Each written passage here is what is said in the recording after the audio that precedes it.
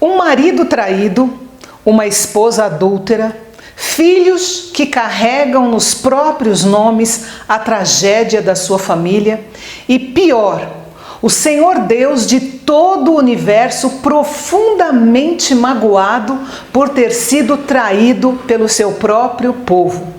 Esse é o cenário da nossa reflexão de hoje. Vem comigo?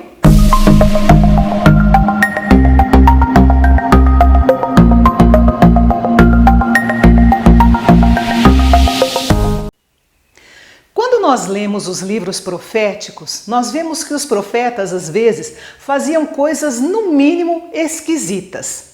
Por exemplo, o profeta Isaías perturbou as pessoas por 3 anos, andando pelas ruas vestido como um prisioneiro de guerra, usando apenas tanga. Durante vários meses, o profeta Jeremias carregou um jugo sobre os ombros. E numa certa ocasião, o profeta Ezequiel cortou o cabelo, raspou a barba, simplesmente para fazer uma ilustração teológica.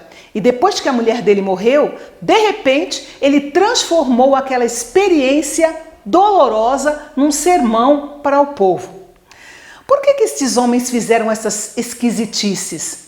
Na realidade, não eram esquisitices, mas sim gestos de misericórdia.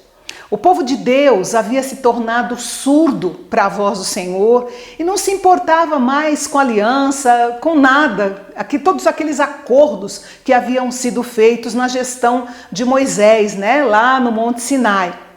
Então, o Senhor chamou os seus servos, os profetas, para fazer coisas incomuns que nós chamaríamos de sermões práticos, na esperança de que o povo despertasse e ouvisse o que Deus tinha para dizer.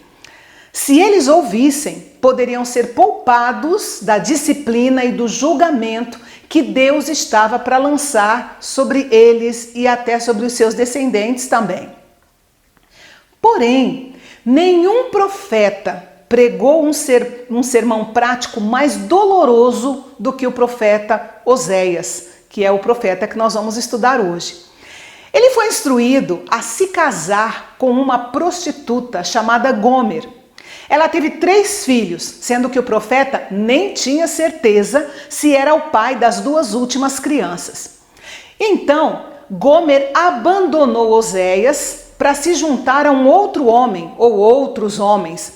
Ela foi exposta em praça pública para ser vendida como escrava e Oséias ainda foi até lá para comprar a sua própria esposa de volta e recebê-la novamente em casa. Incrível, né? O que significa tudo isso? Esse é um retrato muito claro daquilo que o povo de Israel havia feito com Deus, prostituindo-se com os ídolos e cometendo o que nós chamamos de adultério espiritual. E uma vez que hoje em dia a situação não é diferente, nós devemos considerar a necessidade de estudar com atenção tudo aquilo que Oséias escreveu ao povo da sua época. Cada um dos personagens desse drama, tanto Oséias quanto Gomer, a sua esposa, e os 3 filhos, nos ensina lições espirituais muito importantes sobre Deus e sobre como ele agia como Israel e como Israel agia com Deus, entristecendo e muito a Deus com a sua desobediência. Mas, para que a gente compreenda melhor o conteúdo do livro de Oséias, nós precisamos conhecer primeiro o contexto em que ele viveu. Mas antes disso, vamos voltar um pouco na história, porque nem todo mundo conhece toda a história do Antigo Testamento, às vezes pode ser um pouquinho complicado de entender. Então, antes de chegar no contexto de Oséias, vamos entender por que a nação chegou naquele ponto em que estava. Veja só, vamos voltar a Salomão. Depois da morte de Salomão, o filho dele, Roboão, herdou o trono.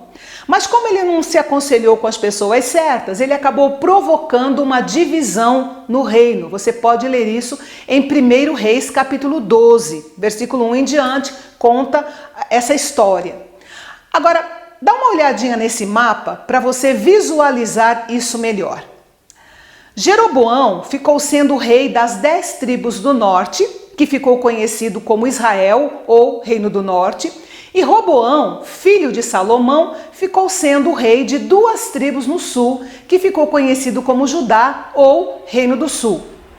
O ministério profético de Oséias foi o Reino do Norte, Israel. Por isso, daqui para frente, sempre que eu mencionar Israel, você já sabe que eu estou falando do Reino do Norte, ok? Pois bem, qual era a situação política nos dias de Oséias no Reino do Norte? Desde o tempo da divisão das tribos, Israel praticamente só conheceu governantes políticos que eram resultado de golpe de Estado. Ou seja, eles tomavam a liderança da nação sem o mínimo de observação sobre as leis que regiam esses governos. E em lugar de colocar a sua confiança em Deus, os líderes tentavam salvar o país através de esquemas políticos que estavam levando o povo cada vez mais para o buraco, cada vez mais para o caos. E Oséias condenava o emprego da política como remédio para os problemas espirituais da nação, né, gente? Porque uma coisa é uma coisa, outra coisa é outra coisa. E esse era o contexto político, então, da época de Oséias. Quanto à questão econômica, vamos ver como é que era o contexto econômico no tempo de Oséias. Qualquer semelhança é mera coincidência, tá? Lendo a história, nós vamos ver que desde os tempos de Jeroboão, que foi o primeiro rei de Israel depois da divisão dos reinos, a riqueza estava nas mãos de uma pequena parte da população, enquanto que a grande maioria vivia na miséria. Te lembra alguma coisa? Não, né? Enfim. Sobre o contexto religioso, como é que era o contexto religioso, como é que era a vida espiritual do povo do ponto de vista religioso? Bem, havia uma teologia monoteísta que afirmava que Jeová era o único Deus verdadeiro. Só que esse culto a Jeová era misturado com as práticas religiosas pagãs de Baal. Baal, que era um deus adorado em Canaã antes que o povo tomasse posse da terra prometida e que acabou se incorporando lá no tempo dos juízes. E agora estavam intimamente ligadas, essas práticas religiosas estavam intimamente ligadas a atos de profunda imoralidade, inclusive sexual. E a situação se agravava mais ainda entre os sacerdotes. A única preocupação deles era promover os seus próprios interesses. Por isso, eles acabavam sendo permissivos com relação ao pecado no meio do povo, porque isso favorecia eles na hora de receber as ofertas. Como assim? A culpa pelo pecado levava o povo a dar mais contribuições, mais dízimos, mais holocaustos, mais sacrifícios, como uma espécie de compensação pela vida de pecado, entende? Era como se eles quisessem comprar a Deus com as suas ofertas, dízimos e sacrifícios. Resumindo, na época de Oséias, a política era instável, a economia estava em crise, mal dividida, e a adoração a Deus era dividida com Baal, e essa era a maior preocupação de Oséias. E é no meio desse cenário, caótico, que aparece o profeta Oséias. Seu nome, nós já falamos no vídeo passado, significa salvação e, ao que parece, ele era nativo do Reino do Norte, Israel, que muitas vezes também, ao longo do livro, você vai ver que é chamado de Efraim. Reino do Norte, Israel, Efraim, se refere ao mesmo grupo de pessoas, ok? Os profetas do Antigo Testamento normalmente marcavam a data do seu ministério em conjunto com o reinado dos reis.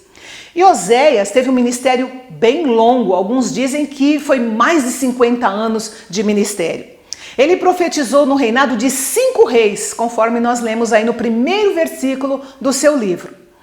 E o livro de Oséias marca um novo estágio na profecia hebraica, porque ele é o primeiro, se não um dos primeiros profetas a registrar as suas profecias de maneira escrita, de forma escrita. Se Oséias vivesse em nossos dias, talvez o seu ministério profético caísse em descrédito por causa da sua família. Isso porque, na nossa perspectiva de cristianismo, ele seria um fracasso, Oséias usa a imagem do casamento falido para comunicar o relacionamento da aliança de Deus com Israel. E o livro basicamente se divide em duas porções. No capítulo 1 até o capítulo 3, nós vemos a tragédia familiar de Oséias, tá? E do capítulo 4 ao capítulo 14, são 14 capítulos, nós vemos a aplicação dessa história na vida do povo, da história de Oséias na vida do povo, que é para quem é dirigida todas as profecias. Às vezes exibindo seus pecados e às vezes fazendo apelos amorosos para que eles se arrependessem dos seus pecados. Sobre o casamento de Oséias, no capítulo 1, não existe um consenso entre os estudiosos e eles se dividem em dois grupos. O primeiro grupo é daqueles que acreditam que ele se casou com uma moça pura, mas que já estava avisado de que ela seria uma mulher infiel e que sua infidelidade seria uma figura para a infidelidade de Israel, que havia sido no início um povo puro e que agora estava envolvido com outros deuses, se prostituindo com outros deuses, no adultério espiritual. E o segundo grupo são aqueles que acreditam que Oséias se casou sim com uma prostituta, que depois se tornou adúltera, simbolizando melhor a relação de Israel com o Senhor. Ou seja, Deus chamou a nação de Israel quando ela se encontrava na idolatria e se casou com ela no Monte Sinai. E quando o povo então aceitou a sua aliança através de Moisés, mesmo no meio daquela situação de prostituição, Deus ofereceu uma aliança, tirou-o de lá, Israel aceitou a aliança e houve um casamento entre Deus e o seu povo, tá? Então, essa analogia ou essa metáfora, como quiser chamar, é aquilo que é usado no livro de Oséias para explicar toda uma situação. Enfim, a realidade é que tanto Gomer como Israel traíram aqueles que as amava.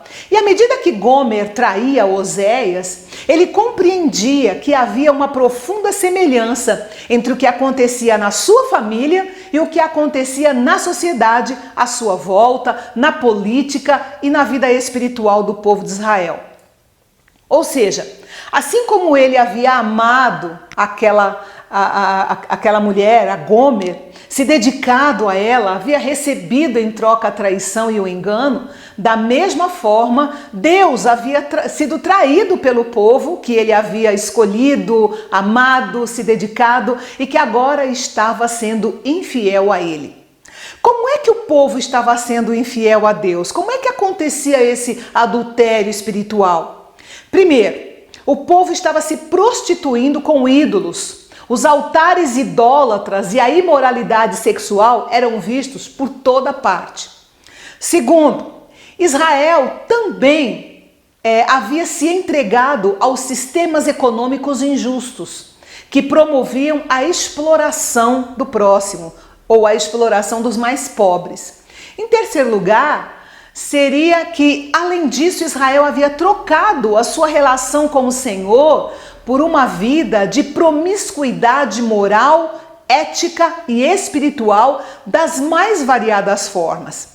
E no drama familiar de Oséias, até os seus filhos receberam nomes significativos e que por acaso foram escolhidos pelo próprio Deus.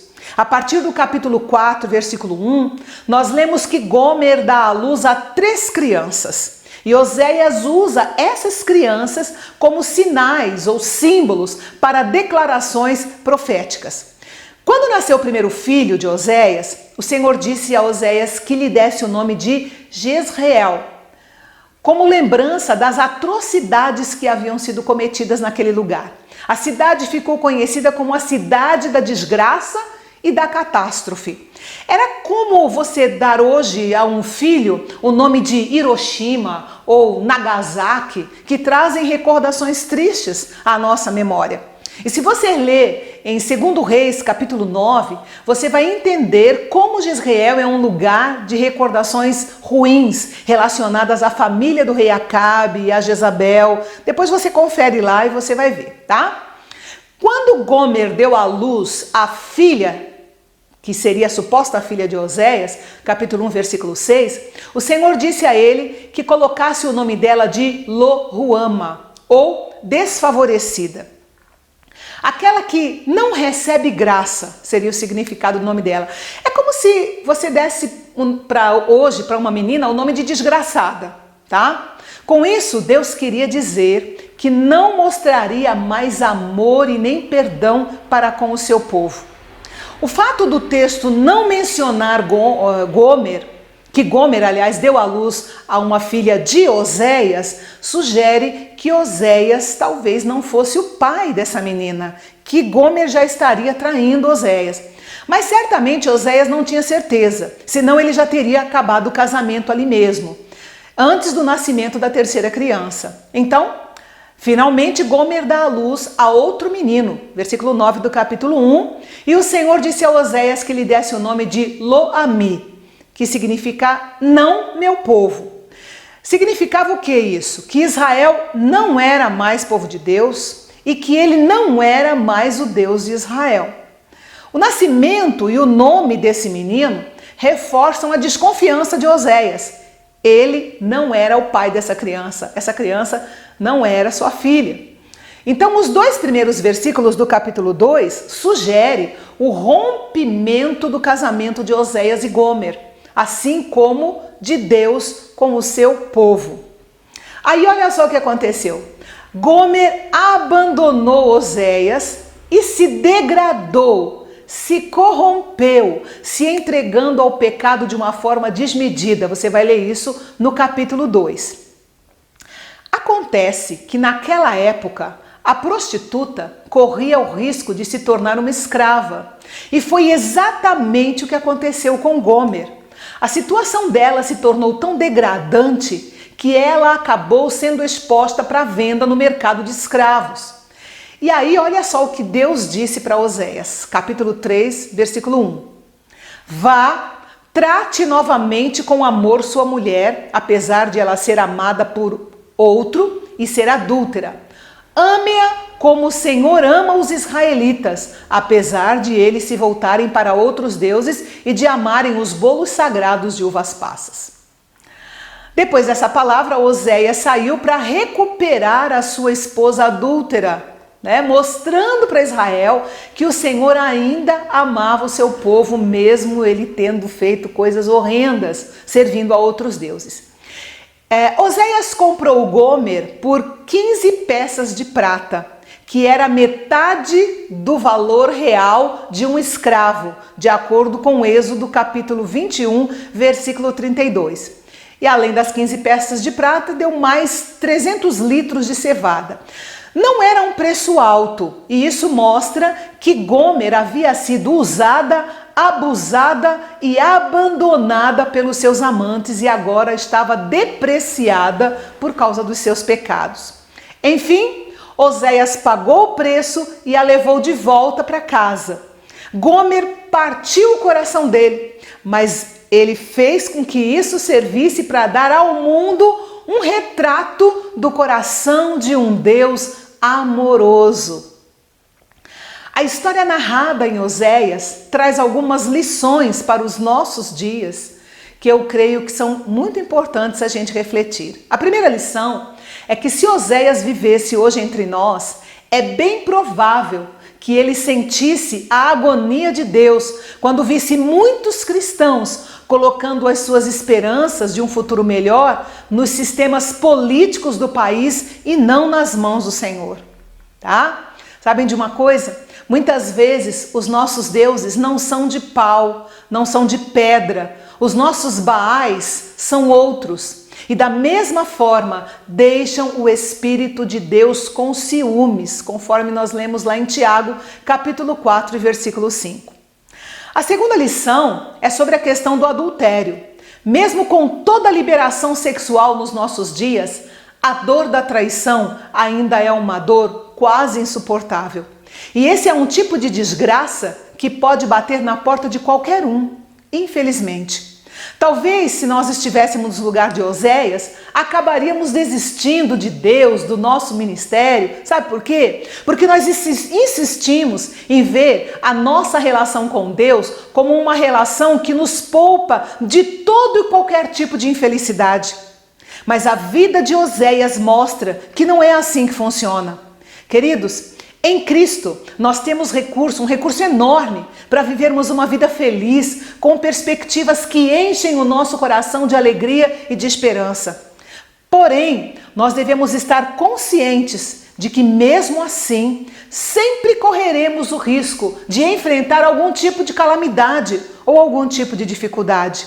E nós devemos enfrentar esses momentos com resiliência. Olhe para Oséias. Apesar de todas as dores da sua alma, ele ainda foi capaz de perdoar. Um perdão sério, que não foi apenas dizer eu te perdoo, mas ele levou o Gomer de volta para casa. Dá para você imaginar a situação?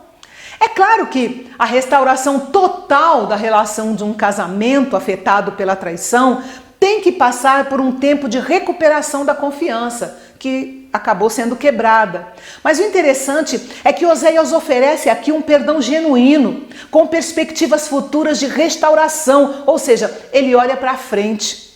O perdão que só tem a visão do passado, do que aconteceu, de ruim, não é perdão, é amargura trabalhada, é amargura disfarçada. O perdão genuíno deixa o passado para trás, restaura o presente e oferece a chance da relação ser restaurada de maneira total no futuro. E é exatamente assim que o perdão de Deus opera em nossas vidas, apesar dos nossos pecados. Aleluia! E a terceira e última lição que eu gostaria de trazer para você, entre tantas outras que podem aí brotar no seu coração, é que o livro de Oséias traz a resiliência na questão ministerial. Se Oséias vivesse nos nossos dias, talvez não fosse considerado profeta na maioria das igrejas por causa da sua reputação. Isso porque, na nossa perspectiva de cristianismo, só as pessoas bem-sucedidas podem desenvolver um ministério tão importante. E é interessante considerar a diferença entre reputação e dignidade. Reputação é o que os outros dizem de nós, e dignidade é o que nós pensamos sobre nós mesmos. Oséias mostra uma incrível dignidade durante todo o processo da história da sua vida com Gomer e dos seus filhos. Apesar da sua reputação correr o risco de ser manchada, ele mostrou dignidade, a resiliência, o autoconhecimento. Para Oséias, no período da sua vida ministerial, foram elementos-chave para que ele pudesse ter um ministério de sucesso e estivesse sendo o assunto, a pauta da nossa conversa de hoje no nosso estudo. Amém, queridos? Essas são as 3 lições importantes do livro de Oséias para nós. Agora que você já tem um conhecimento geral desse livro, eu gostaria de desafiar você a ler o livro de Oséias, que tem apenas 14 capítulos e que você pode ler numa sentada só, em torno de 30, 40 minutos no máximo. Eu estou falando porque eu li e cronometrei, tá? Eu li em 30 minutos. Agora você, de repente, pode ler um pouquinho mais devagar que eu e você vai gastar aí 40 minutos, tá? Então, eu te espero na próxima semana para nós estudarmos juntos o livro do profeta Joel, o profeta do avivamento. Não perca, te vejo semana que vem. Até lá!